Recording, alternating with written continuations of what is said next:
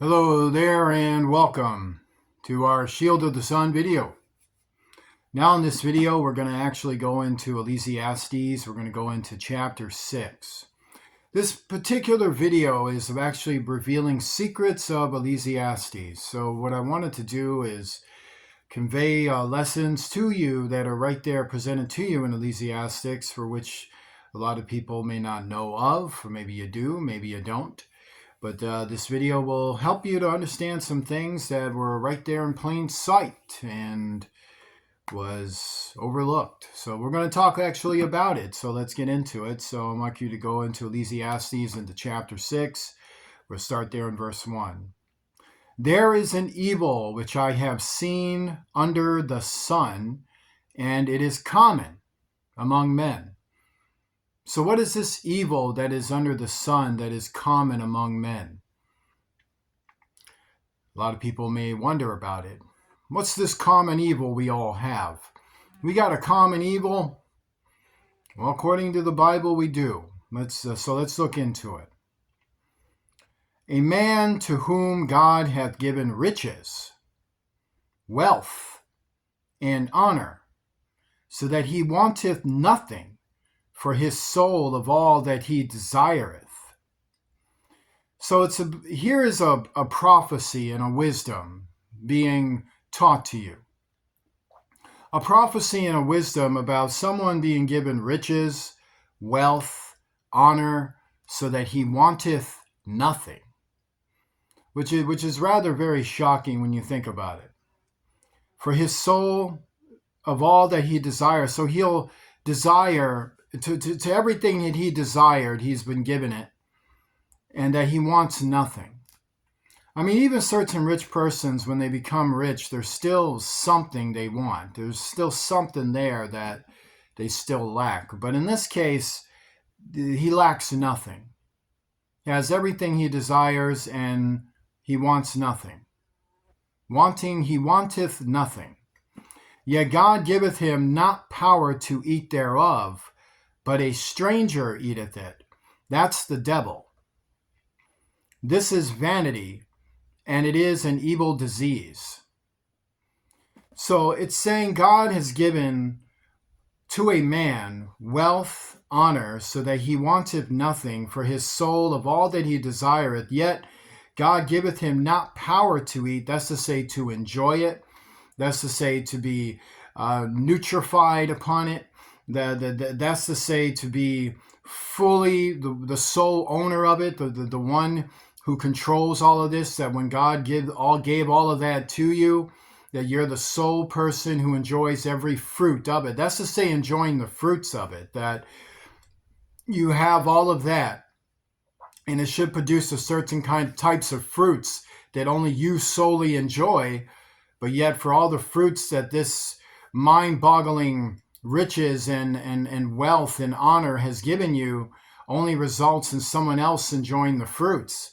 And the someone else that enjoys the fruits is the devil, meaning an outside alien entity, the devil, the feminine devil, the devil. The devil enjoys all the things this man was given in riches, wealth, and honor, and yet God giveth him not power to eat, meaning the fruits. The fruits are given to the devil, while everything else is given to this man. So let me say that again. The fruits are given to the devil, while everything else is given to this man, according to chapter 2 in Ecclesiastes, according to verse 2 in chapter 6 of Ecclesiastes. So who are we talking about? Well, the only description of such a man would be the Antichrist. So it's a prophecy of the Antichrist in Ecclesiastes chapter 6. If a man beget 100 children and live many years, so that the days of his years be many, and his soul be not filled with good, and also that he have no burial, I say that an untimely birth is better than he. So the Antichrist is prophesied to be an artificial human being, a being who has been constructed, a being who was made by sorcery and science, and a being who lives a certain type of life where he does live a pretty long time before he's officially the Antichrist on earth. It's prophesied he will have children and have this harem of strange women with cybernized augmentations of sorcery and infusionation of remote ability.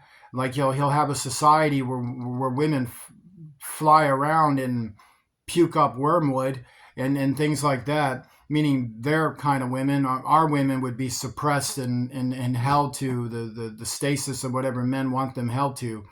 Whereas that's what the future is like, to understand all these pretty rights that everybody has is not present in the future. You're going to literally have to fight for your right to party, fight for your right to live, fight for your right to love, fight for your right for chivalry, charity, and all manner of things. To understand social services and everything that you enjoy here is not in the future. What's in the future is warfare over the souls of the human race, much more present and face to face. So to understand, we have a man, if he begot 100 children and lived many years, which is prophesied about the Antichrist, so that the days of his years be many, which is prophesied about the Antichrist, and his soul be not filled with good, and also that he have no burial, which is prophesied about the Antichrist, and regarding how he's destroyed in Armageddon. I say that an untimely birth is better than he, and his birth was untimely, according to the Bible and the prophecies presented in the Old Testament. For he cometh in with vanity, that's to say, with the scope and power of the devil, and departeth in darkness, that's to say, when the devil takes him, what existed there is gone into darkness, and his name shall be covered with darkness, confirming what I just said, that he goes from Abaddon to Abaddon Apollyon. Hence, departed in darkness, his name shall be covered with darkness. Moreover, he hath not seen the sun, nor known anything. This hath more rest than the other. So that's to say, the natural environment we were used to seeing is not the natural environment he saw. Meaning he wasn't used to seeing the lights in the sun the way we did. He saw interdimensional, multi-dimensional fields is how he was raised up about and came into a future world where the sun is damaged, the moon is damaged, and the lights of the universe are damaged. Yea, though he live 1,000 years twice told, yet hath he seen no good. Do not all go to one place. So another claim, to understand the Antichrist comes with a lot of claims. He says he's immortal. He says he's lived for thousands of years. He says he's from the past, and then blah, blah, blah, blah, blah. But yet, no matter what his claims of immortality are, is what it's saying to you, do not all go to one place.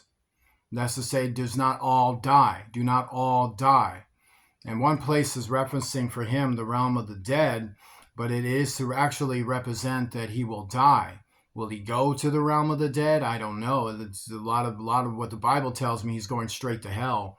But it is just letting you know, do not all end up with the same fate. Do not all end up dead. Meaning, all his claims of immortality, yet the man can still be killed. All the labor of man is for his mouth, and yet the appetite is not filled. So he's about pleasing people, meaning a pleasing their appetites, not a pleasing what's good for them, giving them what they want, not what they need is the matter. And the more he does that, yet the appetite is not filled, meaning he personally is not satisfied from all the adulation he receives from his so-called generosity. It's never enough for him because he's constantly wanting exaltation. For what hath the wise more than the fool? What hath the poor that knoweth to walk before the living? Better is the sight of the eyes than the wandering of the desire. This is also vanity and vexation of spirit. So now you know why the poor is the way they are. Better is the sight of the eyes than the wandering of the desire. So to understand, when people see the Antichrist and the mark of the beast, and they see the forces of the future, your eyes will clearly tell you how bad this is. That this is pretty bad. You know, the way they're augmented to the cybernization of the mark of the beast and fusionation for demonic possession and affliction, and to be receiving of downloads from fallen angel entities who tell them what's a good day and what's not, what's good to understand all of that. Better is the sight of the eyes than the wandering of the desire. You would have to use your imagination and wander in areas that you shouldn't in order to justify what you're actually seeing, which is clearly evil in the future.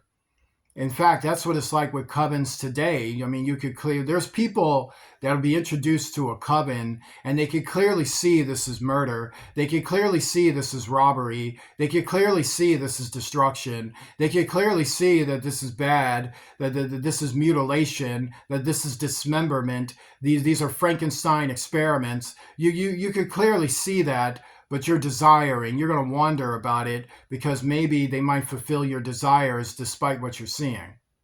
This is what happens in the future to a detrimental degree.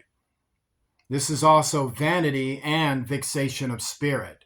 It's those using seer and remote force to convince people psychologically that they should give in to these ways that they're seeing. That which hath been is named already, and it is known that it is man, neither may he contend with them that is mightier than he. So it's showing you about the reality of people having supernatural power in the future and what people have to contend with as compared to how they contended in Solomon's day and how they contend in our day is going to be a lot different in the future when people have to face those that are mighty in supernatural ability and talents and other abilities. Join me in a prayer. Our Father, who art in heaven, hallowed be thy name. Thy kingdom come, thy will be done on earth as it is in heaven. Give us this day our daily bread. Forgive us of our debts as we forgive those who are our debtors. Lead us not into temptation. Deliver us from evil, for thou art with us. For thine is the kingdom, power, and glory forever and ever. In the name of Jesus Christ, the King of heaven. Amen. If you'd like to donate to Shield of the Sun, please do so using Cash App, the $ Shield of the Sun, spelled in small case letters close together, or send something in the mail to Michael Jimenez, Jimenez, at 305 capital E East John Street, Apartment 8, Knox, Indiana, spelled Knox. Area code is 46635. Please remember to send something in the mail if you can. I want to say God bless you to each and every one of you, and I shall see you soon.